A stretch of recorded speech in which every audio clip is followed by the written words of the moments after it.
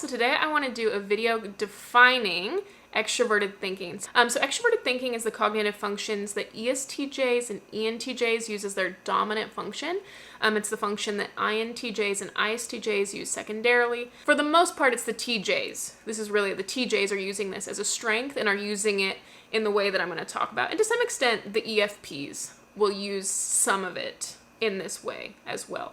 So the way this is going to go is I'm going to start with Carl Jung, and we're going to look at what does he say extroverted thinking is. I'm going to pull out quotes. I read through, pages and pages of very old writing. The book came out in 1921. So I read through a lot of writing that's very theoretical. You gotta, some of these paragraphs I'm rereading multiple times to really churn through what is he saying. And then we're going to look at what does Vanderhoop say about extroverted thinking. He wrote a book in 1937, which is really where we get the auxiliary function from. His work was very important. Myers and Briggs quoted him a lot in their work, Gifts Differing. So then we'll look at what Myers and Briggs say. They started working on it in 1942, but I put a dash because Gifts Differing came out in the 80s, I believe. And then once we look at, what did all these key players say about what extroverted thinking is? How can we define it? What are the key words and the themes? And then we're going to get into my personal, what are the vibes then? What does this look like in a picture? In 2023, in American culture, what does TE look like in a picture? And this will be kind of caricatured, so I want to make note that this is going from most theoretical and probably most correct down to maybe least correct, but also very easily understood. So we're going from maybe most difficult to understand to easiest to understand. So yeah, I will have timestamps linked in the description if you're interested in particularly in only what did Vanderhoop say, or if you really want to know, what are the keywords and themes, definitions. So yeah, you can skip to those in the bottom. So in Jung's words, so I'm going to start with I'm going to go through Jung's quotes. Okay, so first off, one quote that really stood out to me, thinking which attains visible form. I feel like if I was going to define extroverted thinking, this is a very good definition, thinking which attains visible form. And you combine that with the quote, the thought of extroverted thinking produces. So it's going to produce something, a visible form. It is productive, it's going to create something, it's going to have an outcome. It's not just this thought that stays inside, but it's a thought that is going to have visible form. It's inherently productive. It's inherently tied to outcomes. It's logical things, but kind of applied and trying to make change externally. So he said it is synthetic. And then I put the definition of synthetic there. Combine a number of things into a coherent whole. So I think an example of this, I'm using extroverted thinking right now in this synthesis type way. So I'm not necessarily adding much new information. All I'm doing is saying, here's Jung's words, here's Myers Briggs, here's Vanderhoop, and I'm synthesizing them into this, this PowerPoint that I've made. I'm synthesizing, kind of straining the information to what's usable. When it analyzes, it constructs, advancing beyond the analysis to a new combination, a further conception, which reunites the analyzed material in a new way or adds something further to the given material. Does not merely destruct or tear down ideas, but will substitute to continue progress. Imparts value to the material where not already there. If thinking is the main channel, what this would later be known to be is I would say this would later be called maybe the dominant function. But if thinking is the main channel, I like these words, this is direct quotes, then it is life-advancing, energy-flowing, progressive, and creative, so it never stagnates. So this was in the context of basically saying your dominant function, whatever it is, in this case, maybe if you're an ETJ, an ESTJ, or an ENTJ, then TE for you is life-advancing, energy-flowing, progressive, and creative. And he did say that you use it in many spheres of your life. So if it's your dominant function, you use it at work and at home and, all these spheres of your life. Whereas if it was lowered down, maybe you use some TE, but you use it only at work. You don't use it at home. You don't really use it anywhere else. It's confined to a small area. And also, if it wasn't a dominant function, your thinking may stagnate. You confine it to a small space, and your thinking may stagnate. But if it's a dominant function, whatever your dominant function is, in this case TE, whatever that dominant function is life-advancing, energy-flowing, progressive, and creative. So a big theme that will come up is a moral code, which I was very surprised. And I wonder if this is where people get the combination with FI. A lot of this moral code I would attribute to FI, but this was in Carl Jung's TE section, and there's a lot about morality and having this moral formula. Generates a moral code and wants to bring the totality of its activities in harmony with intellectual conclusions, seeks to eliminate moral imperfections, executes the schemes This is a direct quote. Most of these are direct quotes. I don't know why. Sometimes I'm putting quotes, sometimes I'm not. They're direct quotes. Sometimes they're paraphrased, I'll let you know. Executes the schemes based on moral and intellectual formula. So I think, executing the scheme, that's a very TE phrase, executing in order to have an outcome. But there's this big emphasis on there's a moral code, and you don't want any of your activities to not be in alignment. And so it talks about there's a subjectivity to what you think is the moral code or the intellectual formula. They kind of use these together sometimes, uses them separately sometimes, this moral code or this intellectual formula. But I've seen this in definitely like TE DOMs. They create this, it's very Enneagram 1, and it's like, they build some intellectual formula. So I've seen some like an ESTJ I can think of, for example, you've got your religion, and that is your moral code, and they do not want to do anything outside of that moral code, and any of their actions that are not in alignment with that religion, for an example, need to be eliminated, because everything needs to come into alignment. And I think this is where you get a big focus on personal growth. You'll see a lot of self-help personal development books are TE users. Not all, obviously, but there definitely is a genre of self-help books that are from TE users. And it's part of this growth. It's this inherently, we are going to get rid of imperfections on ourselves in order to seek more progress. People on the periphery, so he's talking about like acquaintances, strangers, whoever, people on the periphery may notice the individual's influence and their impressive activities. Family at the center sees dictatorship and tyranny. So this is like, wow, okay, really. He doesn't shy away from saying like negative things sometimes, some of these, as we get on, a little bit of a close read. But I thought this was interesting. So there's a tendency toward influence and impressive activities. There's a tendency in that direction. However, when not checked, and, sometimes you do the worst things to people that are closest to you, the family may see it as like dictatorship and tyranny, especially because a lot of TE's strengths are very well utilized in a work setting, I would say. TE's strengths are not as well utilized at home, and so I think that that's something that can be a challenge.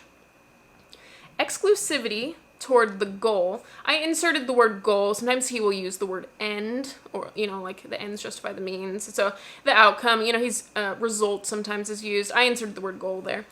Exclusivity toward the goal of the intellectual formula wears on the individual's passions and family life. Great individual sacrifice to the intellectual end, or I put goal there.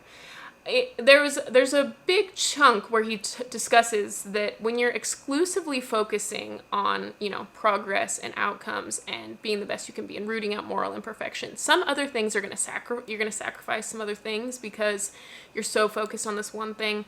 And so in this case, they talk a lot about passions, like passions, fun, family life can be sacrificed because there's this exclusivity, this tunnel vision toward whatever it is that you're going after. Over-identification with the subject, the goal, let's say, or this intellectual position they're referring to, makes the individual become a sensitive little darling that the critic has wronged. Okay, this was a close read for me. This is such a close read. This is like, painful. This is like over-identifying with your work or, whatever you're working on, and then anytime someone criticizes it, then all of a sudden you become like this sensitive little darling because you've literally identified yourself with the work. And I think that there's a tendency for TE users to find their identity in work. They're just like synonymous. So anytime someone criticizes, it feels a little sting. It's a close read there. I really tell a lot. Okay, so now we'll move on to Vanderhoop. He's the second one. Their aptness for system introduces a new clarity and vision. Clear and business-like outlook, controlling principles and systems then become straitjackets. A certain coldness, aloofness, their systematized thinking standing between them and the world. The word system will come up a lot. I think system is the most commonly used word, besides thinking itself, that I came upon. The word system is used over and over. So they talked about, this could be systematized thinking. You think in systems. That can be creating a system externally and, you want it to run without you. But there's definitely this is kind of their aptness for system intrusive new. There's this clarity vision, business-like outlook. This is a direct quote, business-like outlook. Controlling principles and systems then become straitjackets. This is very similar to what Jung was saying, like family, seeing them as tyrants. A certain coldness, aloofness, systematized thinking standing between them and the world. I think these are pretty self-explanatory. make use of their knowledge at an early age so as themselves to be regarded as authorities, setting themselves up with a certain pedantic precociousness as superior to others. Their persistence is a particularly advantageous quality. I think this is so interesting. There's a recurring theme is they set themselves on an end, they want to eliminate moral imperfections, they want to be the best they can be at it, and they want to be an authority. So it's like everything they do is trying to be an authority or a leader in X field, and they're very persistent, and they focus exclusively on it. So what a lot of this gets at is a very narrow focus on whatever their goal is. The word goal was actually never used in any of their writings. They would use the word end or result, but it's written all over the place. The writing is on the wall everywhere with this persistence towards what? A goal. Knowledge is considered objective. I looked up the definition of objective. Now, objective has different context in the realm of personality. You've got the subject and the object, so it has a little bit of a different meaning. Knowledge is considered objective. I googled the definition of objective and wrote it here. Verifiable by observation or experience if it finds its main support in facts or authorities. So an example is lots of authorities have said that gravity is real, so I'm going to operate it like that's okay. So if gravity is real, that would be verifiable by observation. It seems that it's verifiable by observation in my experience. So sure, gravity's real. I think a lot of times TE will get a bad rap. They're like, oh, they just trust, any old random authorities. But it's not just like, I wouldn't use politics as an example because that's very 50-50, people's opinions on it. For it to be an authoritative fact, it needs to be many people agree on it, like gravity, for example. Or someone did a study, for example. They think of all judgments. A judgment is like a considered decision. It's a weighed decision. Like, for example, okay, is gravity real? That was a very considered decision. People didn't just kind of like slop it. Oh, yep, gravity's real. That was very studied. They think of all judgments, so a considered decision, as a fact, things known or proved to be true, so as to be able to include as many as they possibly can in the thought system they are elaborating. So here's this word system again.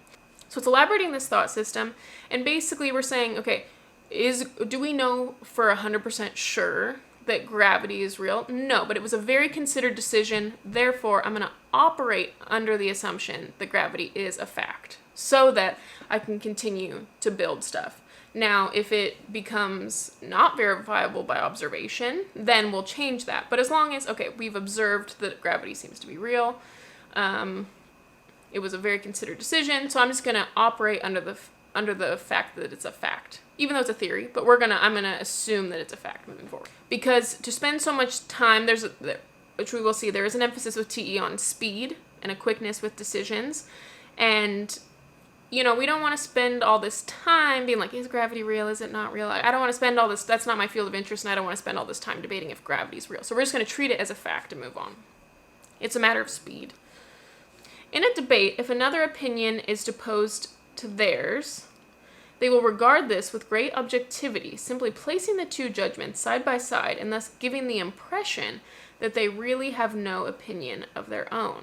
I think there are some other functions that muddy this. If you're using TE, you also have FI. You've got other functions. So this might get muddied, but basically what they're saying is if TE is in a vacuum, very objective, just sitting there weighing these two things. And like I say, the word objective doesn't mean objective in the sense. It kind of means external. The word subjective kind of means internal or introverted in the context of personality, and objective means external, extroverted in the context of personality. So when they say they regard it with great objectivity, they don't necessarily mean that they're like a completely unbiased source. What they mean is they almost take the thought and put it outside themselves. And so it kind of gives the impression that there's no internal opinion. You're just weighing them externally. Among people of this type are found excellent officials, organizers, and scientists, people who distinguish themselves in both practical and theoretical fields by their toughness and their wide knowledge.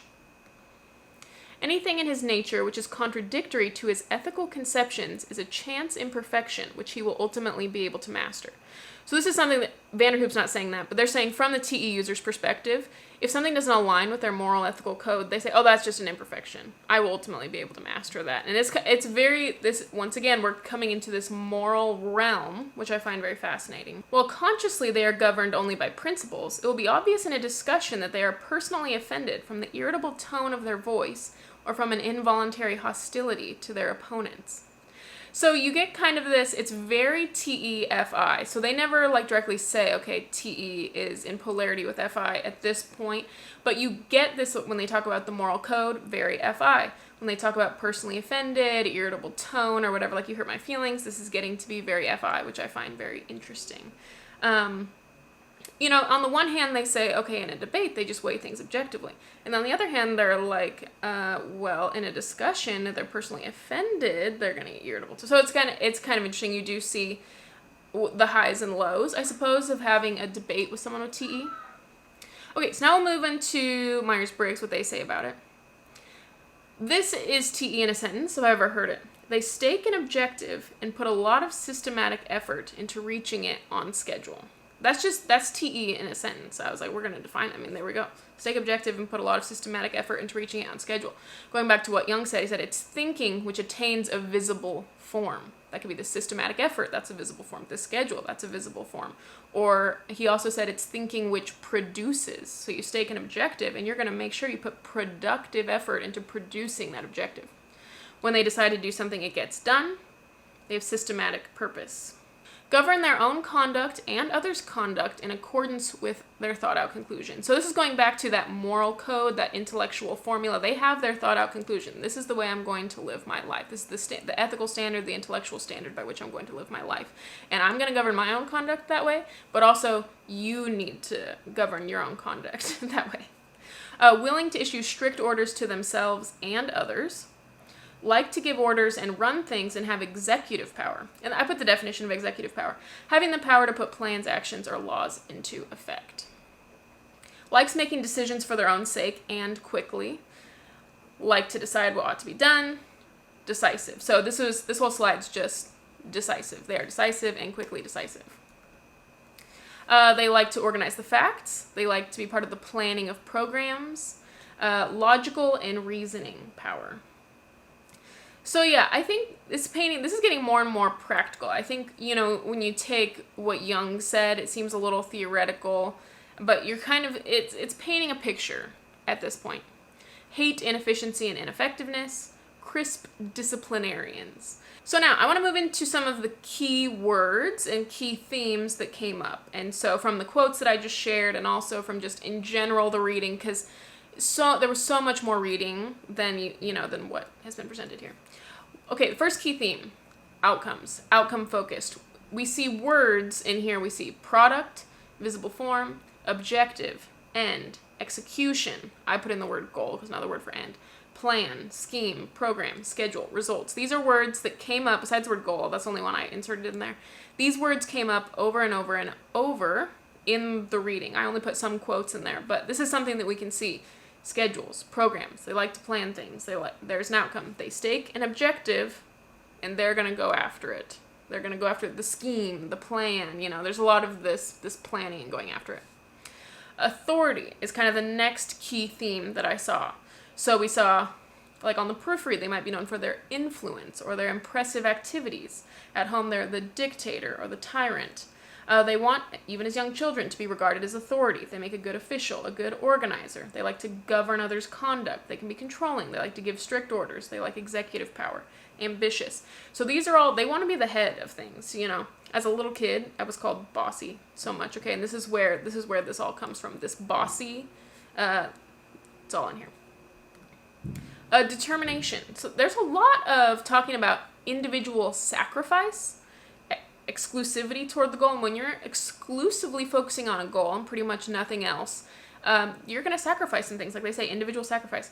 Persistence. There was the quote, when they want to get something done, it gets done. So there's, I think they do get there's a lot of people talking about how hardworking they are, or this persistence. They're very determined. They're going to block out everything else for the sake of this scheme. You know, even it said like passions and family life.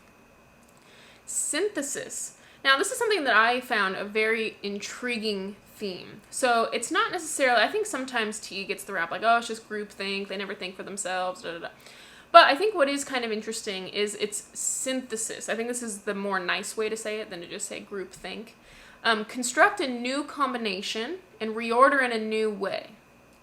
As if no opinion weighs things objectively, kind of externally, that quote. Organization of the facts from authorities. So, okay, it's what I'm doing right now. I took all their work, I'm synthesizing it in a way that doesn't take you 6 hours to read, and in a way that's kind of saying like, okay, these are the key players, what do they say? I take some of my knowledge that I know that they use the word subjective and objective differently than a lot of people use those words subjective and objective. So I'm taking this knowledge and providing it, making it look a little more attractive, in my opinion. This doesn't, some personality stuff looks really ugly, so my SE's coming in there. But, it's constructing and reordering it in a new way. Am I adding that much of my own personal information? No. I still think what I'm doing is valuable, but it's not necessarily adding a lot of my own new information. Systems. That is a word that is the most commonly used word. So I just wrote down examples I'm using. Aptness for systems. Systematized thinking. Controlling systems. Systematic purpose. Thought system. Elaborating. So the word system comes up over and over and over and over again. That could be an external system. Like I think they like to plan programs and do it on schedules. I think like project management systems, that's an external system. Thought systems like frameworks, Maslow's hierarchy of needs, that's kind of a thought system. Okay, I've got this. Put it in there. If you're someone religious, your religion is a thought system and you're trying to plug in things. How does that fit within my system? Progress was a big word. They like to execute schemes. There was a quote in there, their thinking never stagnates, from Carl Jung. And a different quote from Carl Jung was, their thinking attains visible form. So I kind of combined those two quotes here. Thinking, which attains visible form, so like, you have a scheme that you want to execute, it never stagnates. That's pretty much what progress is. So you're just constantly, you have these goals and you never stagnate, pretty much is what that's saying. And that's workaholic, you could say, but continue progress. When they want to do something, it gets done. So very progress oriented. Another surprising one, the synthesis one was kind of surprising to me, and the moral code one was very surprising to me because this is very FI. They like to root out imperfections, bring everything into alignment with either their moral code or their intellectual formula, and moral optimization. Business. This is something I think they're definitely known for. Not that business is exclusively TE users, but a certain genre of the business world is TE users. I'll kind of get to in the caricatures, but they have a business-like outlook, a clarity of vision, authoritative, official, organizer, give orders, executive power, planning, decisive. So there's lots of different ways you can do business, but in this type of way to do business, it's very TE. A lot of the business books, very TE vibes. The effective executive, getting things done, stress-free productivity. It's that genre of the business world's very TE. Girl boss, that's very TE. Speed and decision. So this decisive likes to decide what should be done, and quickly, they said.